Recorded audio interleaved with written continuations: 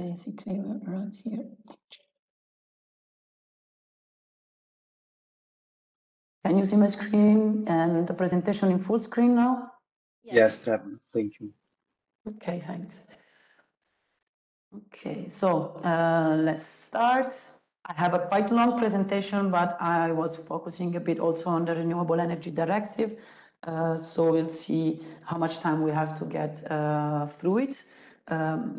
Today we are going to first have a more or less a definition of what renewable energy communities are and what they are not.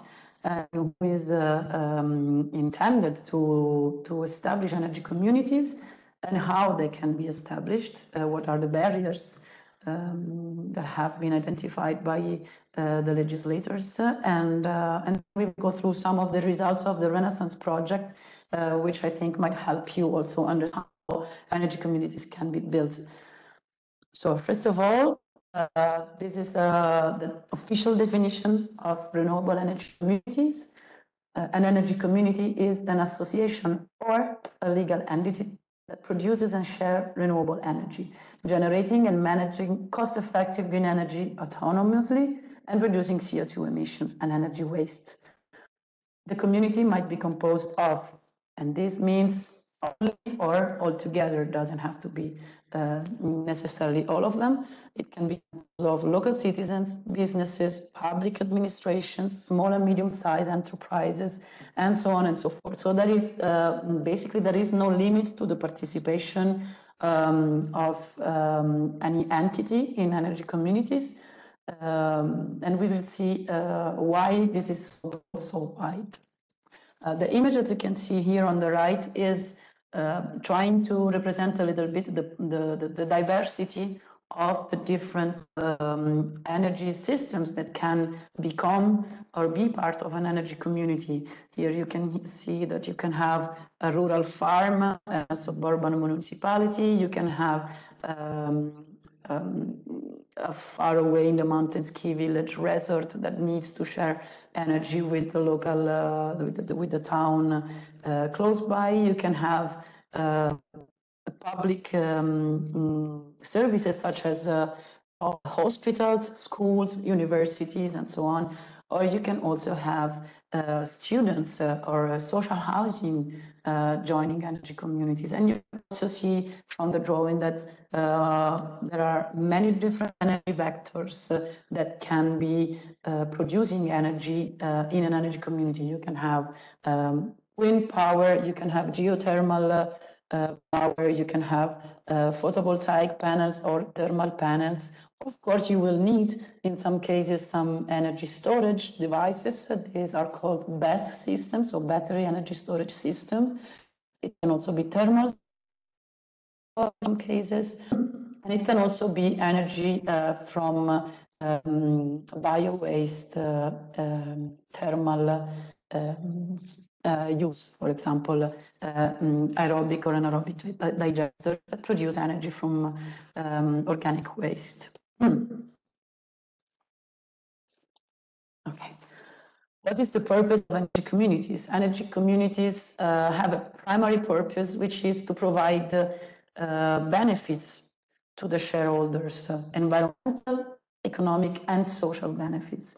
And I want you to also focus on the fact that we have here a definition that is included in the Energy Directive, in the Energy for All Directive. I will show you later details about it, but they are put on the same level: environmental, economic, and social. So it cannot be that you focus, that an energy community only focuses on one aspect, because if it's only a social community, it does not provide energy, renewable energy to anyone. If it doesn't have environmental impact, it is not for the environmental purpose of the energy communities. If it's only or mainly economic, it will become similar to let's say, economic initiative. So it cannot be called an energy community anymore. These benefits should be shared with the local shareholders. So it's actually meant to bring benefits in the local areas where it operates rather than financial profits. All energy communities shall be established in a way that they are based on open and voluntary participation and that they are autonomous. What does autonomy mean? It doesn't mean that they have to be off-grid or separate grid or microgrid, but they have to be autonomous in the sense that they do not have to depend on external parties or the provision of energy from someone outside the community. And again, we will see details about it later. They have to be, energy communities have to be effectively controlled by all shareholders and members that are located in the proximity of the renewable energy projects, where the production assets are, that are owned and developed by the legal entity. So again, an energy community cannot be a community of people who just put themselves together and buy energy from an external party, as I said before. So the energy shall be produced and consumed locally. In the image here, you have an example of one of the models that were developed by the research project in which I worked for the last 3 years. You can see here that we have many different actors participating. You can have local investors, you can have the aggregating parts, so those people that are able to create a balance between the demand of energy and the actual offer of energy and put them in the energy auction market. You can have the local DSOs and TSOs on board, of course, also, but not necessarily. You can have local governments and institutions, and you can have, you will have, of course, in most cases, the energy consumers and the energy producers, which are here grouped together in a single drawing or subject, because they are called now prosumers. So when you hear the word prosumer, it means that you are, at the same moment, you can be producing energy with your solar panels, and you are also consuming energy in some moments from other sources. So when you are in an energy community, the energy that you produce is fed to the community itself. Here you have a bit more details about what I've been talking about in the last slides. Every energy community should be based and should define also what are the different kind of benefits that they bring to the community. Environmental benefits, they help reduce CO2 emissions, produce and provide zero-mile energy production, avoiding the energy waste on the distribution lines. The economic benefits, we have to be very careful about economic benefits, because when we think about economic benefits, the first thought we have, or at least I had, was that I might get some money out of it, or I might get rich out of it. This is not actually the intention of energy communities. It is rather a way to reduce your energy bill, to reduce it to the point that it can really become up to 25% less than what it is now in the actual market. In the future, it might become even larger. So the economic benefit is considered as, how do you say, risparmio, a saving on your bills.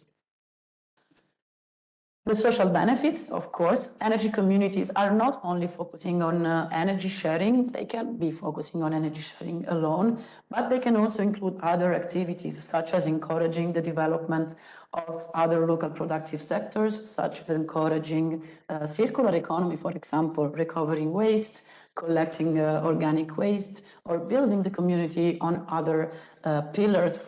For example, the involvement of unemployed people, or for example, also vulnerable to exclusion people, such as people with impairments, older people who have lost their jobs because they cannot be employed in their old sector. So these are all activities that can be run in the context of an energy communities.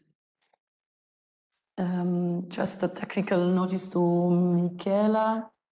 If you're writing to me on the chat, I cannot read because I have the presentation full screen. But if it's important, I'm not. Thanks, because I can hear the pling on my earphones. Okay.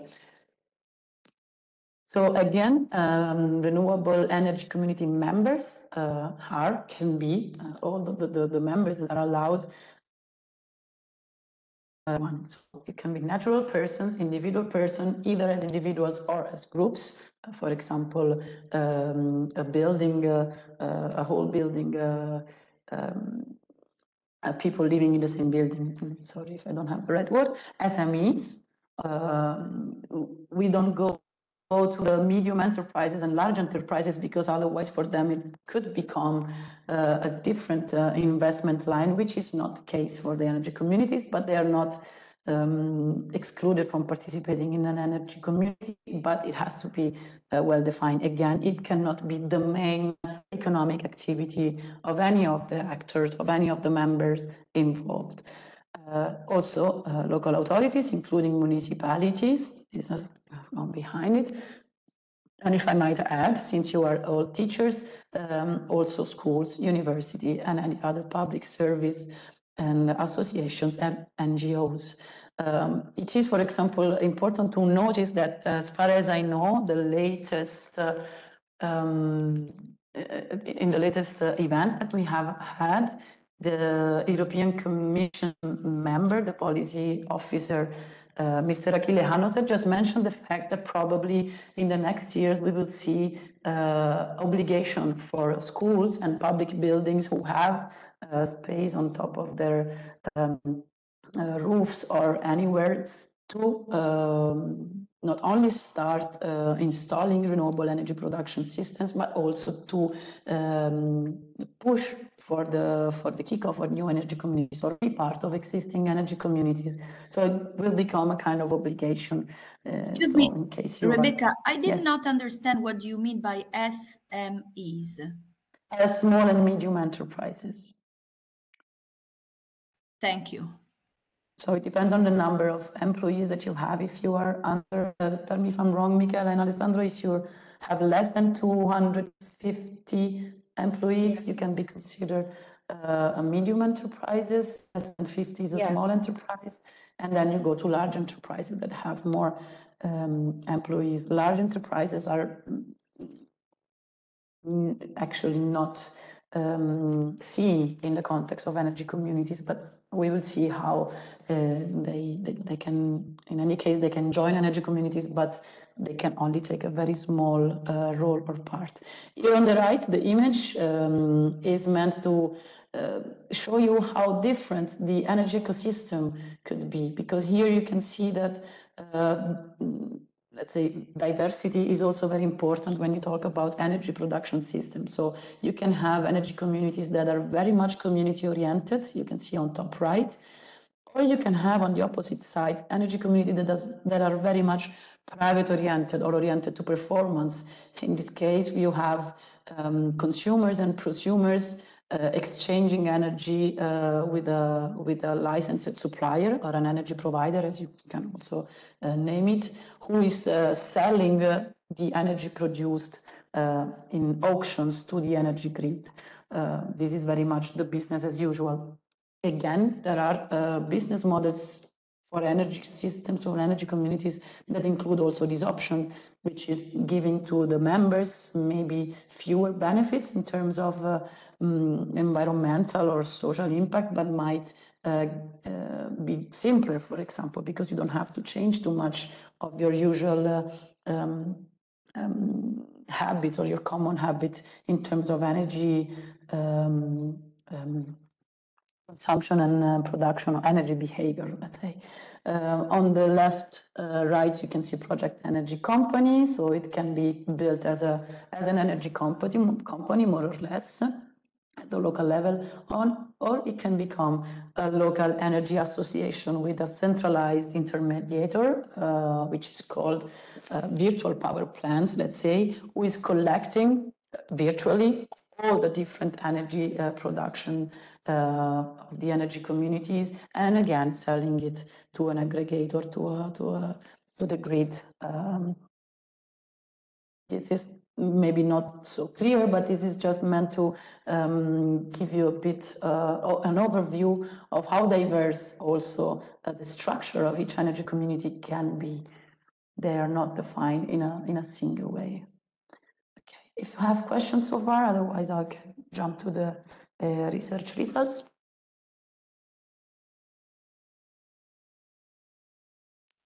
Okay. Okay, so this is the picture from our final event. I'm quite happy to see it every time because these are all the people I've been working with for the last 4 years. You can see here we have all the partners, especially the pilot site leaders and partners. We had 4 pilot sites. One was in Spain. My mouse is here because all the Spanish people were together. One was in Greece, the other one was in Belgium, where the coordinator had the VUB University, and the other one was in the Netherlands, where we had a peer-to-peer market. The Renaissance Project research was a project supporting the clean production and shared distribution of energy in local communities, and how the project itself wanted to deliver a community-driven and scalable approach. What do I mean when I say approach? We wanted to offer to the European citizens, to the scientific community, to experts and non-experts, a kind of package, a kind of a process from step 0 to the final step to start an energy community, because this wasn't clear at the moment in which the Energy Directive was published in 2019. So the name of the directive is Energy Directive RED 2. There was a number 1, which was the draft that was published but not implemented. So we have now this Energy Directive RED 2 transposed in most European countries. And it is about the technological and operational solutions to manage energy community in Europe. The ecosystems at the moment were already mature, meaning that in terms of physical assets and softwares that were available, tools that were available to manage energy communities, the European market was already mature, but there was a lack of specific engagement methodologies to get people on board. Simply user-centric solutions, because these tools that were developed, softwares, were not actually accessible to everyone, because they were not intuitive, they were not usable, and they did not they were not so much accessible to citizens, but so only technical people or technology providers actually had them. And then there was a lack of interoperability across these different hardware and software solutions on the market, because the market was spreading and offering and producing a lot of solutions, but there was no integration between them and no possibility to actually make them work together. Of course, Renaissance did not solve the 100% of this problem for all Europe, so I don't want you to think that the Renaissance project is the holy grail of energy communities, but it actually did provide a complete approach to actually deploy a new energy community everywhere in Europe. So the goal and ambition of the project was to share knowledge on how to involve all actors and potential members, how to identify these innovative business models. I've shown you that graph before, but we have identified and defined throughout the project something such as more than 40 different business models, if I'm not going wrong. It means that there are a lot, and there are a lot more, of course, possible. There are, if you have to put down a business plan for an energy community, you can write down a lot of different, you can write it down in a lot of different ways. You can deploy it in many different ways, and you just have the, let's say, l'imbarazzo della scelta, the difficulty of choosing between the different options that you have. Sorry. Okay, so the last ambition of the project was to develop these interoperable and user-friendly tools, and we'll see later on. So these results, this brought us to the main results of the project. We worked over the years to develop an innovative engagement approach. It's mainly a multi-actor, multi-criteria participatory approach which enabled all stakeholders to sit down around the table, virtual or physical table, and express their needs in terms of energy production, energy consumption, energy behavior, and identify what could be the ideal scenario, ideal energy system that they could develop, and what were their objectives, if they wanted to be more environmentally friendly, if they want to have a higher, the higher saving on their bills, for example, or if it was more about the social impact. They wanted to employ the highest number of people living in the community itself, for example, or consume the energy produced locally. A lot of these objectives, of course, are intertwined together, but this engagement approach allowed the project and people involved in the project to identify in the very early phases of the definition of their own energy community, to have a common idea and to go to a common, to the same direction, to work towards the same goal altogether. So this is the energy community we want. We imagine it to be like this. Let's work for that. Then we developed a tool, which is called the Energize tool. You will find all the links, active links here in the slides. This is a user-centric optimization tool. Of course, this is a project result, so it's not yet market ready, but this is a, let's say, a tool that helps the preliminary configuration of an energy system. So once the community has the idea of how this energy community could work, you can start putting into this tool, the Energize tool, all the different production assets that you have, for example, and then have an overview. What would be the amount of energy that you actually produce during the year? What would be the amount of energy saving that you have? And it is fed, the system is fed by real-time data, meteorological data, energy prices data, and so on. And it is able to connect the different energy vectors one to each other and give you as a result this overall, let's say, future landscape for your energy community, how it can work. And the other interesting thing about the Energize tool is that you are able to compare two different projects. So, for example, if you do not have decided between an option and the other, you can slightly change, fine-tune the energy production assets that you have, or the energy consumption, total consumption, and then find out the right balance and compare the results. We will see later. Another result of the project was an energy management platform, because of course, once you have established an energy community on site, you should also be able to manage it. And how do you manage it? If you don't have an energy provider that is selling you the bill monthly, how do you manage the energy community? And how do you know if you are consuming more or less than expected, if you are paying more or less than what you have planned?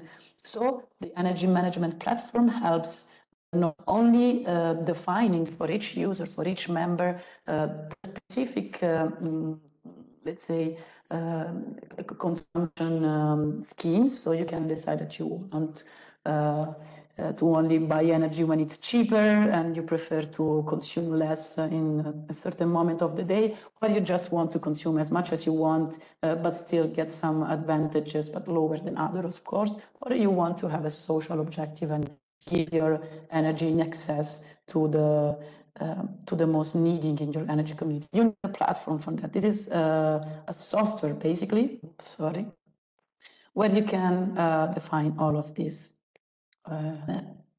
The last result was a gamification tool. This was decided as a last, this was decided in the late part of the project, because we understood that we did not have any way to get people who did not know anything about energy communities to get familiar with the concept itself.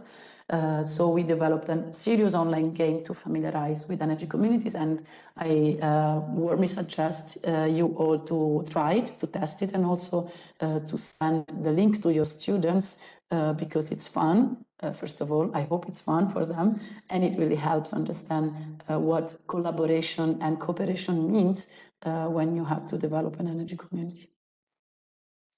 The project has replicated this approach. First, it has tested this approach in these 4 pilot sites in Europe, and then we have replicated the approach in 11 sites worldwide: Italy, Poland, India, Uganda, Argentina, Colombia, and Chile. We traveled to this country, proposed this approach to other communities that were developing energy communities or something similar to energy communities because they don't have a specific directive. And we try to understand what were the regulatory barriers for them or the actual barriers on site, ground barriers, let's say, to develop energy communities to be sure that our approach could be also feasible and beneficial for them.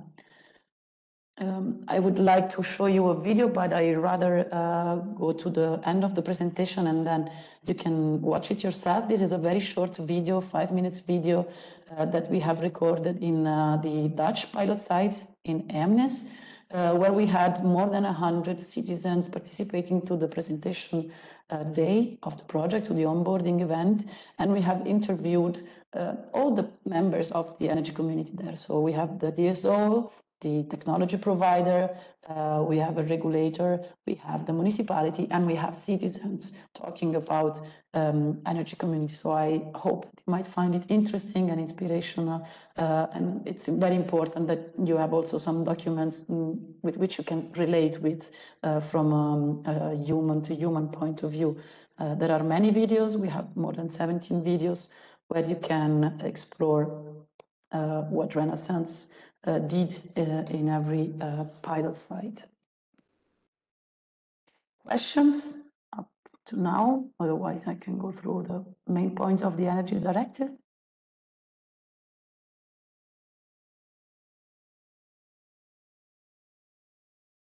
And also tell me if I'm going too fast or too slow, because okay. I'll drink a glass of water then, sorry.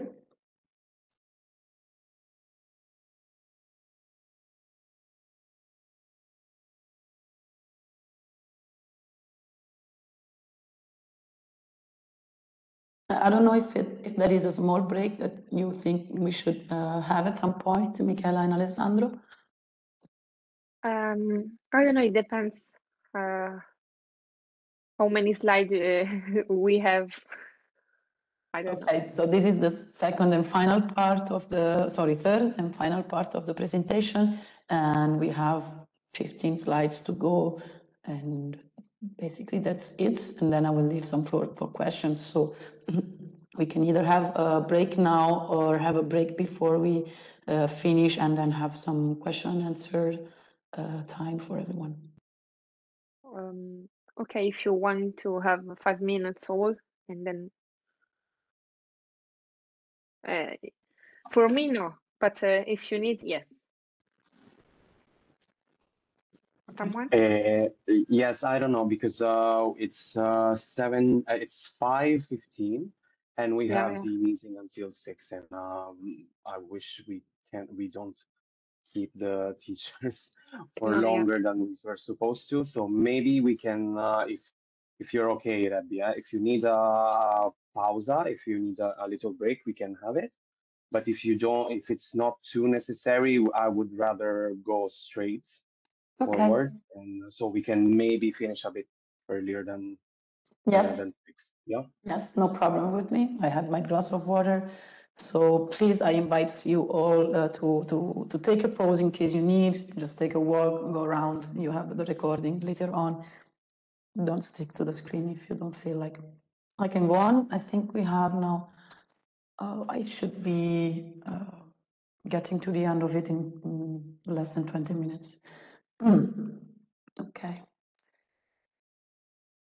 So this a bit, let's say, you can call them the boring part, you can call it the boring part of the presentation, but I'm sure that this is very important because it's rather difficult to have insights or explanations about a directive, a norm that are usually very hostile, caustic. I don't know how to say it. English teachers, help me.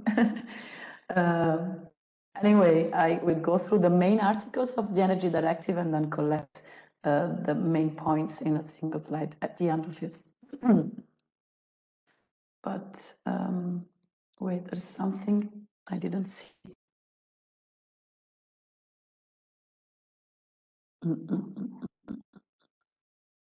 Ah, yes. Okay, I'll go very fast in this because I want to talk about the difference between citizen energy communities and renewable energy communities. So the Renewable Energy Directive is basically saying it's giving directions to the renewable energy communities.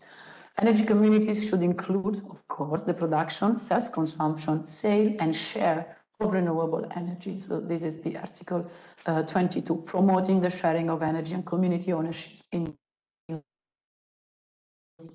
it will be its profit and return on investment. That's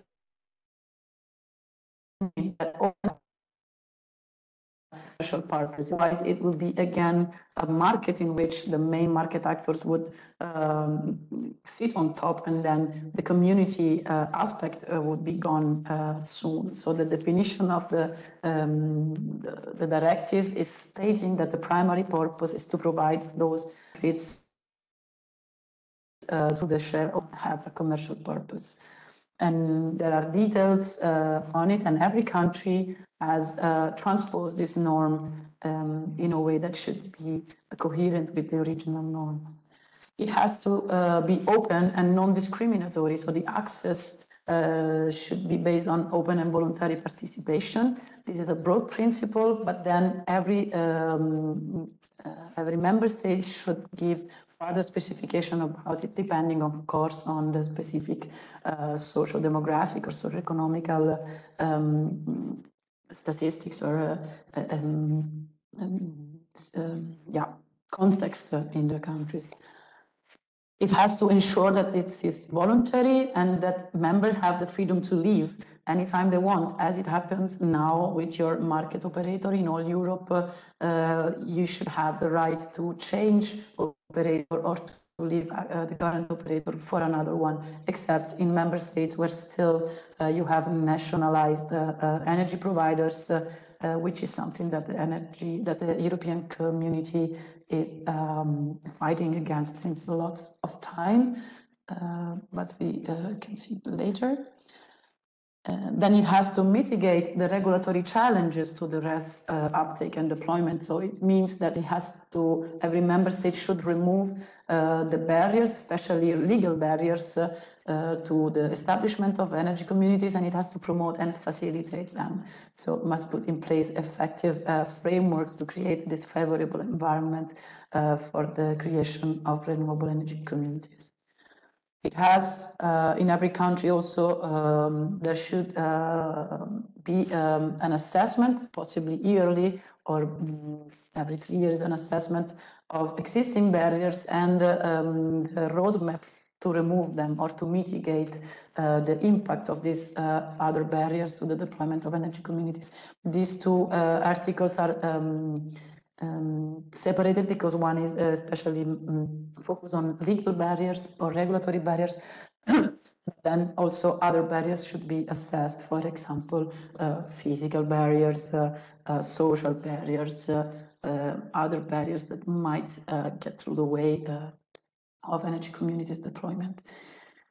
So it must ensure that the participation of vulnerable and low-income households is possible. So energy communities should be non-discriminatory also in these terms. So every energy community and every member state should ensure that this is part of every energy community statement or establishment declaration, that somehow it has to address or tackle the problem, the issue of the low participation of vulnerable to exclusion citizens and low-income households, actually to fight energy poverty. It has to facilitate access to financing, so make existing and future tools available to members or potential members in order to let them access finance and information. When I say finance, it doesn't only mean public finance, but also private financing schemes. So grant to loan schemes, revolving funds, and so on. And also access either for free or for low prices, pre-construction works and consultancies, so feasibility studies, permissions and legal agreements and so on. All these tools should be made transparently available and accessible. So this is also good news for you. If you look for them, you should find them. If you don't find them, you can go to your local, regional, or national institutions and ask for it, because they should be in place already, because it's now 2022 and the directive is from 2019. So exactly to address this point, you can see here on the right a map of Europe where you can see the transposition tracker. This is provided by the RESCOP EU website. You can go to this website. It's full of resources for you to explore in order to understand better energy communities. And you can see in green all the countries that are considered best practices in terms of the transposition process and how effective and qualitatively positive was the transposition of the law. And then you can see in the grading colors from orange to yellow, from yellow to orange to red, that are the most negative example of the transposition. The red countries are countries where probably the transposition of the law hasn't been finalized yet. So here, the 5 main points that I've been exploring with you so far. The directive is focused mainly on the production, self-consumption, and sharing of energy. They do not have a commercial purpose. They shall be based on open and voluntary participation. It has to ensure the right of members to leave anytime they want, and it has to facilitate the participation of vulnerable and low-income households. So this means that member states should mitigate all the regulatory barriers to promote and facilitate their deployment. They have to assess and remove other barriers, and they have to make existing and future tools available. You can see here on the right the website of the Europe Energy Regulators, where all the most recent news about consultations, policies, available trainings are provided, especially if you want to know more about the regulations in your country and what is the state of the art. Questions, or I go to the last part? Okay, I hope you are not dead, everyone, on your tables. Okay, so No, we're still here. We're still here. I only see you and Michaela, but I cannot see anyone else on my screen. So. I'm here. Nice to hear you. Okay, so this picture is particularly heartwarming to me because this is the top view of one of the pilot sites of Renaissance. It is the Greek pilot site. And just for you to know how an energy community can look like, but not only, this is the campus, university campus, where they have been installing a lot of solar panels. They have also geothermal probes here. They have a thermal unit here with thermal storage and organic waste recovery plant.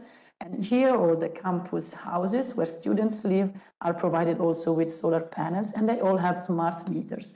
What we have done here was to involve the students into energy consumption challenges. We have asked them to know more about the energy production systems. Those are all engineering students, and they have been able to understand how actually an energy community works on site, thanks to the project. And I think that this was one of the, personally, one of the main results when you have young people really understanding how important and how high the impact of their consumption behavior can be on their energy bill and on the, of course, emissions overall. So I'll go on. Sorry for stopping here. Yes. So you might have heard about cities and energy communities. What is the difference between cities and energy communities and renewable energy communities? The Renewable Energy Directive is mainly focusing on the renewable energy communities, and the difference is that it has to benefit the members in the local areas where it operates rather than generate financial profits. Renewable energy communities are autonomous. They are located in the proximity of the renewable energy project or assets that shall be owned and developed by that legal entity that is the energy community itself. So you can see these two definitions are quite similar to each other because the main concept is the same. This text is in the renewable energy community definition also, but renewable energy communities have something additional. They are autonomous and they are located, members are located in the proximity of the project itself. So to visualize this, you can see that this is more or less the relationship between renewable energy communities and citizen energy communities. You have citizen energy communities, which were already allowed in Europe through the another energy directive, a previous energy directive. That was basically the same, but renewable energy communities are a part of citizen energy community. There are particular cases where the community is localized.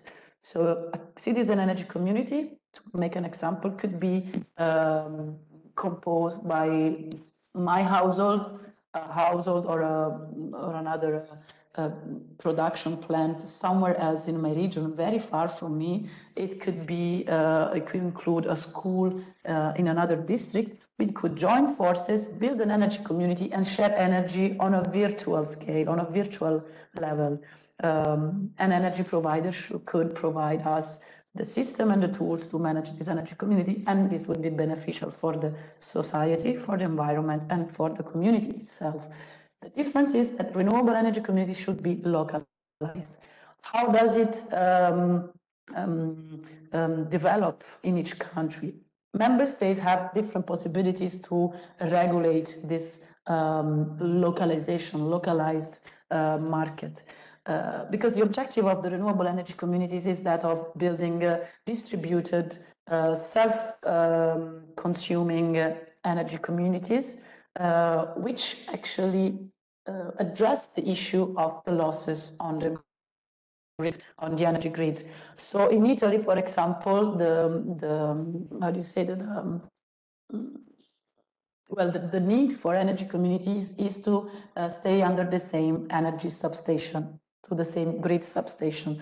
What does it mean? That you have a big box that is distributing energy to the different buildings, which is called secondary substation, and then you have a primary substation, which is usually or normally distributing energy to a whole district. In Italy, for the moment, you must be under the same secondary substation. In Spain, instead, the renewable energy community is defined as a community which members are located in a 1 kilometer radius. Okay, in the same 1 kilometer radius, so they must stay under the same area. So it's a geographical definition, which might make it harder when it comes to the energy grid balancing, for example, but it ensures that all the members are actually close to each other. But it might be a barrier, for example, for rural communities in which it's very hard to be so close. So you can see that each member state should find its own ways of regulating how a renewable energy community is defined compared to a citizen energy community. You can see here, I will not read everything here. This is again from the RESCOP website.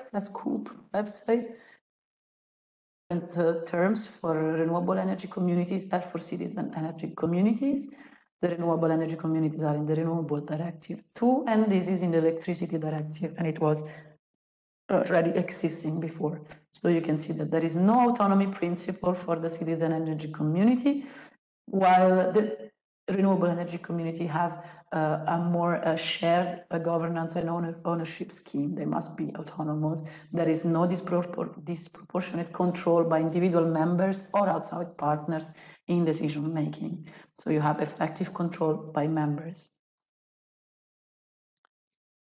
For the rest, you can see that they are quite similar.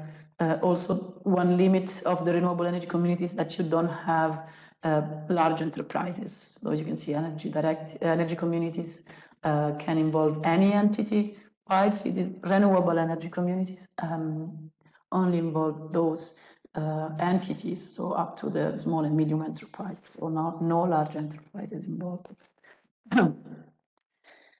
They can adopt the following legal structures. You can see a lot of legal structures, and I put more here just to tell you that the more the better. Again, the Renewable Energy Directive is quite clear that you have a lot of existing legal structure to build an energy communities, but in case more emerge, they can be evaluated by the by the national regulators, and they can be included.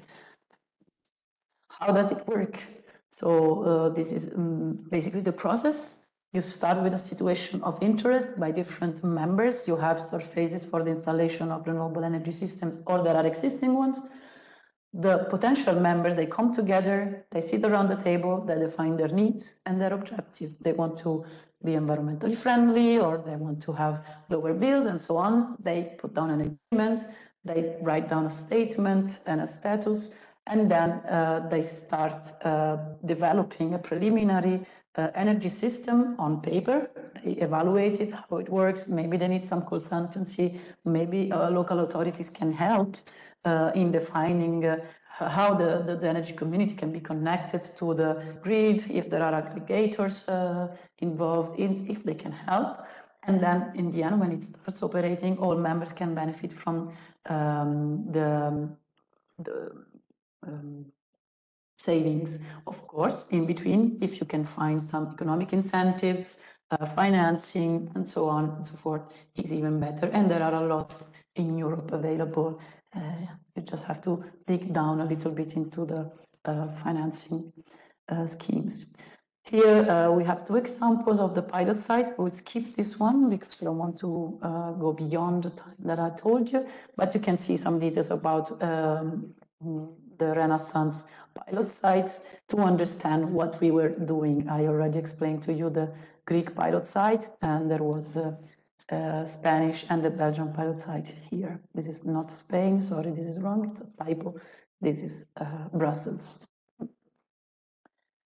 Main technology is used. Again, this is something I guess you know already. These are all the different energy technologies that you might put onto an energy community.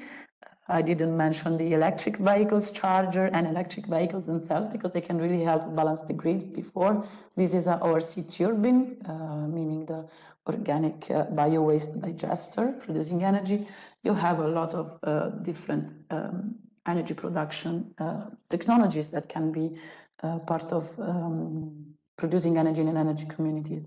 This is the Joint Research Center statistics on what are the main technologies used by energy communities in Europe today, 2019. You can see that most of them for the moment are using solar and wind power, biomass and biogas, while there is a small portion using hydroelectric power and other sources. Okay, if you want, when you download the presentation yourself, you can read more about the approach of the Renaissance project. This was the MAMCA multi-actor, multi-criteria methodology. This is a decision-making tool for energy communities to start to sit around the table and decide what is the best scenario they want to develop. This was the Energize tool that I described to you before, the multi-vector optimization tool to support the decision-making by comparing different energy projects, different energy schemes, and different energy configurations for your energy community. And it's a user-friendly tool that Deep Blue has developed with the help of engineers from the CERT Research Center in Thessaloniki. This is the RP platform mainly developed by CERT and CIRCE and Atos, where you can actually share energy and also have control over your consumption in terms of money, in terms of transactions, and it ensures also safe transactions through blockchain modules. And this is the ICT architecture that can put on board its Dockerized tool that uses different interoperable services such as smart contracts, virtual marketplaces, social engine for discussion of the members, and so on. So what are the key challenges of a full EC deployment in Europe? And these are matching with the challenges that we have encountered during the Renaissance project. So in case you go through an energy community kickoff, you should expect this to happen and be ready for it. But we hope that in the future it will be easier for everyone. So the creation of energy communities is showing to be difficult because it requires some technical and legal skills and a lot of goodwill from potential participants. It has to, not always it's easy to find the adequate business case to establish in a local energy community. So you might go towards a certain direction and then you realize that you have to change all the terms and components of your energy communities because they are not matching. It happened to us in the Amnes case. We wanted to establish a peer-to-peer market, but in the end it was too complex for members to handle. So we went to a peer-to-pool market. Peer-to-pool means that instead of having a consumer-to-consumer or prosumer-to-prosumer exchange of energy, you are collecting production of production members and productive members and collecting the consumption, and you are sharing it from a pool to the other, the pool of producers and the pool of consumers. It's not so easy to explain, of course, in 3 words, but just to mention the fact that it might happen that you have to redirect or reorient your project. Another barrier is the fact that every day new actors emerge in the implementation of energy communities because on the energy market, everyone can be on an energy market, especially everyone can be in an energy community. So this is very dynamic market, but the tools available on the market, so market readiness, are still not mature enough. A lot of barriers are also related, of course, to legal procedures, permission processes, and the general lack of awareness of technical and legal partners, especially in the local institutions that should authorize such projects. And this is the last slide with content. You can see here a map, just to give you a bit of optimistic overview of what happens in Europe now. The numbers are very small, but here from rescoop.eu you can see the number of existing energy communities or energy communities that are actually starting their work. We have a lot of them in the northern part of Europe, in Belgium, in Scotland, a lot, of course, also in the Scandinavian countries, but a lot of them are emerging also in Southern Europe countries. So you can find your closest energy communities, go to them, ask them, how did you do? What did you do? How can I do it myself? In Italy, for example, we have been contacting and enabling a network and share of knowledge with Nostra, an energy provider providing only renewable energies, and Coenergia Collettiva, which is a, let's say, energy transition advisor, how can we call him? And then there is a NGO association in Rome, which is called RES, that is mainly sharing knowledge among citizens and also providing workshops, activities, webinars, and so on and so forth. So you have probably in your neighborhood, probably an energy community is already starting its work. Questions?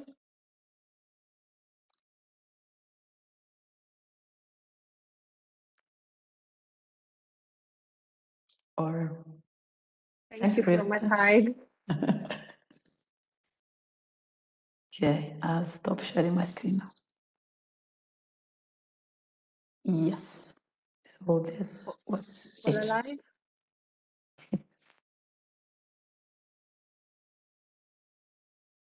Well, I don't know. Can I say something? Yeah. I wanted to thank you because it was really interesting to get to know all these things and aspects of this topic. This was really interesting, and it is just a little bit challenging because, I realized that I already knew it, that the path is really long. you know, I've got a lot of friends that have panels for solar energy on the top of the roof of their house, their houses. And in summer, they told me that because of it was really hot last summer. Do you remember? Their solar panels produced a lot of energy, and yes, during some days, too much energy. And you know, in Italy, there's not a specific rule, and or some specific rules to use that let people use the amount of energy that is produced thanks to the solar panels. And this can be a problem because they told me that it was a problem. The amount of energy had to be used, and they didn't know how to use it. That is unbearable, something really strange. I don't want to say that it was fun, but maybe it was a tragedy. If you think that that amount of energy was produced as clean and green energy, they were compelled to use it and to waste it because they had accumulated too much energy that had to be used. So they were compelled to switch on all the lights of the house, for example, for 12 hours. That's unbearable. I don't know, to switch on TV and other appliances to use that amount of energy. That was too much. Yeah. So why? Because, for example, our companies that produce energy, as Acea, for example, didn't give them the permission to sell the energy that they produced. And I think this is a real problem. The fact that we don't have, as for now, we don't have a suitable platform that permits us to use the energy that we produce. Because the problem is not how to produce energy. The problem is how to link a group of houses that have to share that energy. This is the real problem. Yeah, And Loredana, let me interrupt you, but energy communities are actually there for this. And they are already allowed also in Italian energy market. So Acea might not allow it in their contract, but they can change contract. And not only in an energy community, even without joining an energy community, they can still feed the excess energy into the grid and get paid for it. Unfortunately, at the moment in Italy and in other countries in Europe, the money you get for the energy that you sell on the grid is less than the money that you pay for the same amount of energy grid. So it's not really convenient for people. But exactly in these cases where you are producing a lot of energy and you are not using it, it's good to feed it on the grid. And in energy communities, for example, you can get a lot more of advantages, not only economical, because it can be paid as much as it should be paid, especially if the demand is high, if you have a peak of demand. But also, if you want to have an environmental or social impact, you can decide as a user, as a member of an energy community, to sell this amount of energy in excess in some moment to the people that have lower capacity, economical capacity, those that are suffering energy poverty, for example. This could be into your agreement of an energy community. So this is something that can be done today already by establishing an energy community, even if it's just your building, your house, and a school, for example, or I don't know, another house that doesn't have an appliances for producing energy. So for the moment, at the moment, you just need very, very few resources to do that. Of course, you need some consultancy, some legal body to help you by establishing it. But then it just goes to your benefit and it can be done. Sorry, Alessandro, you had your hand raised. Yeah, no, I think you actually answered what I wanted to say to Loredana as well, because hearing her talking about her friends with the energy panels. This summer, I was visiting a friend in Puglia, which is a southern region here in Italy, and they have lots of sun.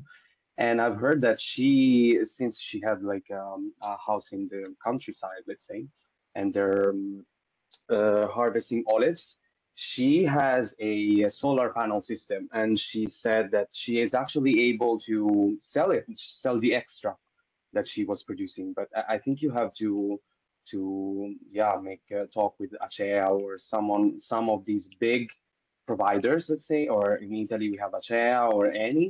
I don't remember which one she had, but she was able to sell the extra output that she was producing. And as Rebecca said, they were not getting paid as much as you would pay the share to get the same amount of energy, let's say, but a bit less.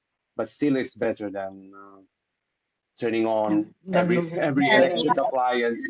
Yeah, and Okay. there is possibilities to sell off the extra. Okay, thank you very much. So maybe it depends on the arrangement that they had with the local company. Energy. But in any case, you should be have the right to do it. Arrangement. Okay, thank you. Any other comment or experience that you have had or would like to have? I'm curious about it, even if we have not so much time. I'd like to hear more from you. But if it was clear enough for you, I'm also curious about it, because we would like to give this training to more and more people. So if there's something that you also would like to comment about the content or how it was delivered, we're very happy about constructive criticism. I would say this. I think that you said all the time very interesting things, but many of them, to be honest, I couldn't get well because of the line in reality, but also because I saw that I, as the medium people, are really not well prepared about these issues. So I acknowledge it that we need to be more prepared to not only for our students, that's a very hard matter, but also for ourselves to better understand how to deal with these topics and these realities in our households, for instance. And it's quite tricky. So it was important to me following this webinar, because I'm thinking on how practically we can really do something to help the issue. So I thank you indeed, but I must learn more, because some passages were very technical and I couldn't follow them. I'm very honest.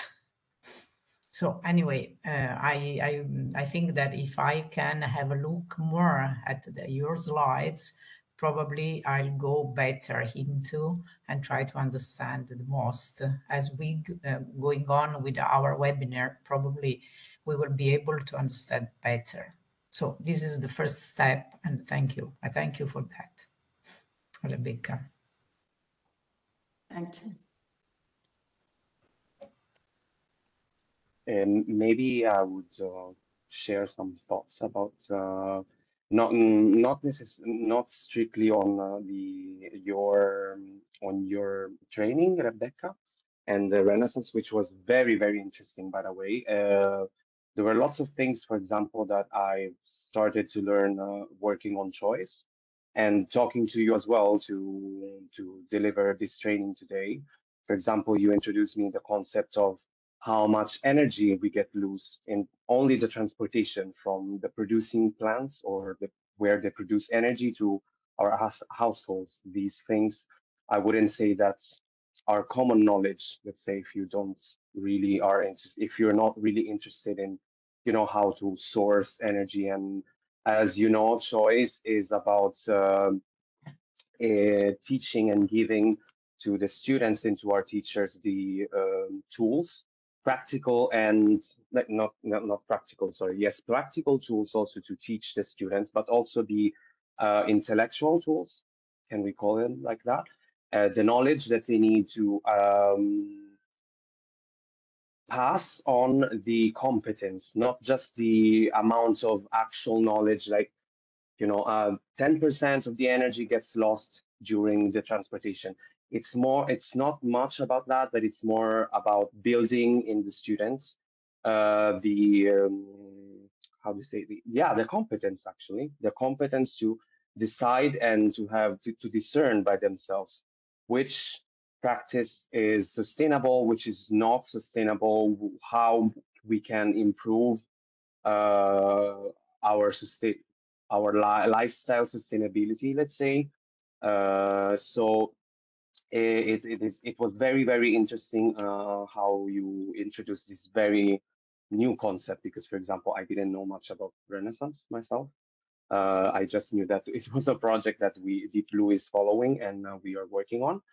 But there are many concepts that you, apart from Nella, I'm agree with Nella as well. There were a lot of technicalities that I didn't really understand, and we will provide everyone with the slides of today's training for sure, so that you may go through those passages that you didn't really understood, and me as well. But it was very interesting to just see, for example, how something like energy sourcing and energy production. For example, in my case, I just know that, the only choice that I have is to choose between Acea and Eni, for example. This is a very stupid example, very simplistic one. These two are big energy providers in Italy, but then today we realized, I mean, at least I realized that there is a way to have a different manner of conceiving conceiving the energy production, which maybe in my case, because I live in Rome, I find it maybe a bit more difficult, because for what I got from the training, it is easier for smaller communities or rural communities to have to let's say establish a local energy community. But maybe I'm wrong, because we can do that as well in Rome, maybe not, I don't know.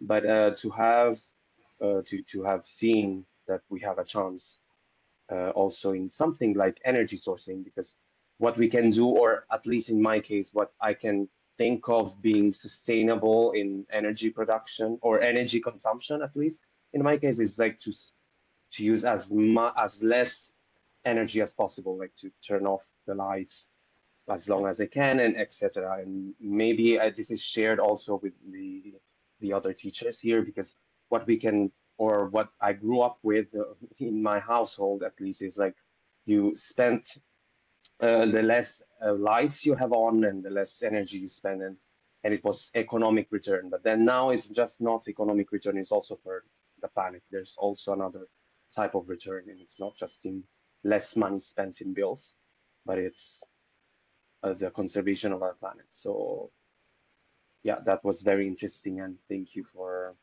the training. Thanks. Any other comments? I have 1 minute just to mention some activities we did with students. I skipped 2 slides in my presentations, actually, that were about how we involved students in Belgium and in Greece.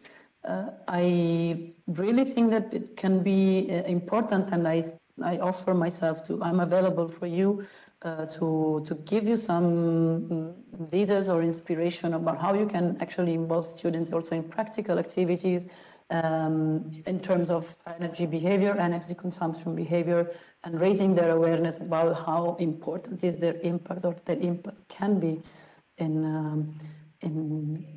how they consume energy, because it's not only about how much energy we consume. Alessandro, you're right. It's not only about switching off the lights or taking shorter showers. It's also about getting in a community producing renewable energy, especially if your school, for example, is producing renewable energy. It's also about when you are consuming your energy.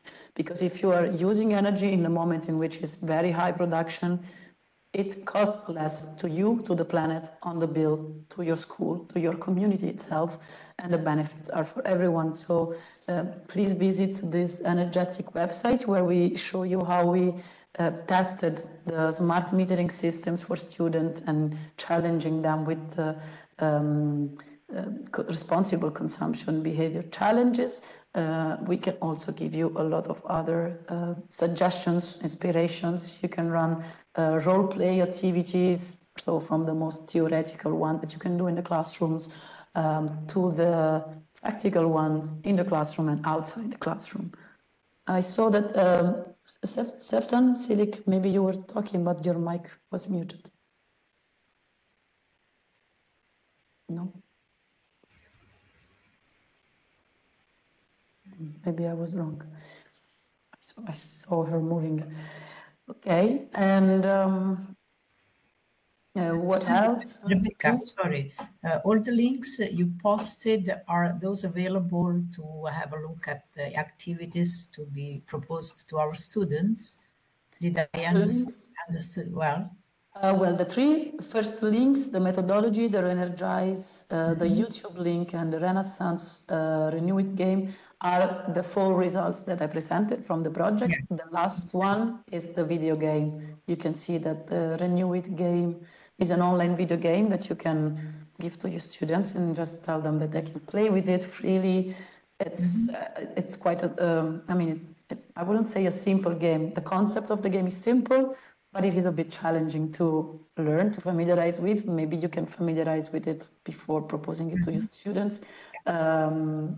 Or you can ask your students how it works, because I had to learn myself what card challenges are based on what idea is behind it, but I find it very funny now to use it, and I think that it's actually addressed the topic of collaboration in energy communities.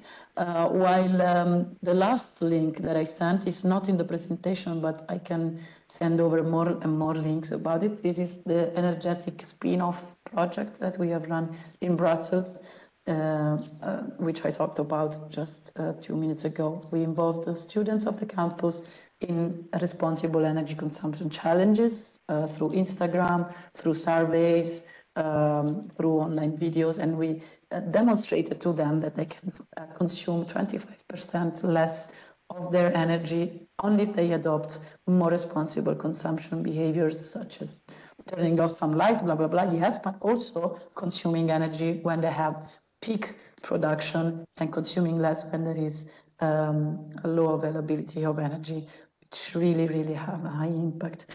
And this, the same happened in Kimmeria in Greece.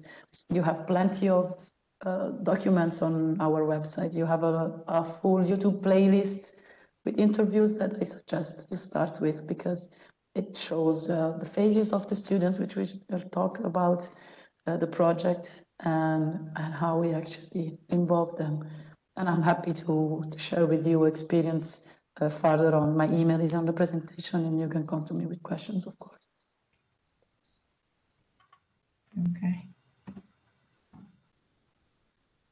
Okay. So I think it's Thank you, Reb. I have to leave. Thank you, everyone.